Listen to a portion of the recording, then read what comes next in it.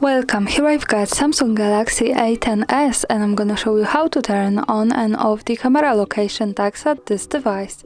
Let's start by tapping on the camera button to open it, and for now we are on standard photo mode.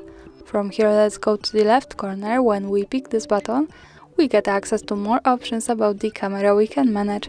Now let's slide a little bit down to the useful features category, and here at the second place we have location tags option, so it allows us to save the information about the place where we take a picture in the details about it. By using the button from the right we can easily turn it off and turn it on as we need. As you can see, we have short info, we have to agree to this, and also here the important thing is that to make it work correctly, when we want to save the actual location of our photo, we have to be connected with the internet, for example with the Wi-Fi or mobile data, and we have to turn on the location of this device. So remember about these two parameters, location and the internet, to make it work. Now let me keep turned on all of these settings.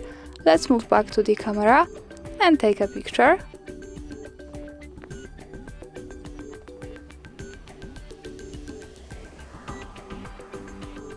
To see it, let's move to the left to the button that follows us straight to the gallery.